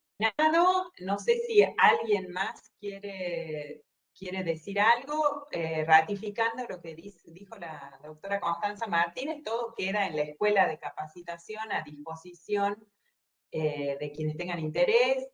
Las chicas dejan los PowerPoint. Yo preguntaba ahí, porque hubo gente que no pudo estar por distintas circunstancias, capaz que la persona que está colaborando de la escuela nos pueda contestar. Esto se está grabando, entonces ¿qué? ¿Queda en el aula virtual de la escuela? ¿Se puede entrar? ¿Solo tienen acceso los que se inscribieron al curso? ¿Cómo sería eso? Porque sería genial digamos, que esté abierto a todos los usuarios de la escuela, ¿no? Porque, viste, por distintas circunstancias hay gente que, digo yo, a mí me mandaron 3 mensajitos diciéndome, ay, qué pena, no puedo estar, contame cómo les va a las chicas, porque bueno, uno a veces no se organiza bien con los tiempos o salen otras cosas. Entonces, quería transmitir esa consulta. Por ahí, si Alejandra está con nosotros hoy. Daniela. Daniela, perdón. Sí, Daniela, doctora, le dejo. sí, todo queda guardado en el aula y cada material que ustedes van dejando, todo queda pendiente para el que necesite bajarlo o grabarlo. Clase, Sí, digo, sí, sí. la clase, digamos la clase, la reunión, queda grabada y podemos acceder. Sí, doctora, así es. Buenísimo, buenísimo. No, por Muchas favor, gracias. por favor. Muchas gracias, Daniela. Un gusto.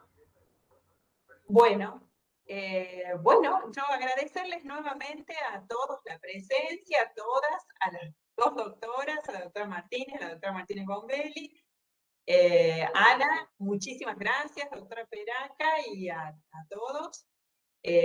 Vamos a encontrarnos con otra temática próximamente, así que, bueno, agradecerles como siempre la disposición tan generosa a quienes son nuestras expositoras hoy y las que seguirán. Muchas gracias a ustedes. A ustedes. Gracias por el espacio. Muchas gracias. Hasta pronto, hasta pronto. Chao, hasta luego. Hasta Gracias. pronto. Chao, hasta luego. Hasta luego, doctoras, que estén bien. Gracias. Adiós, Daniela. Gracias, Muchas gracias. gracias a usted.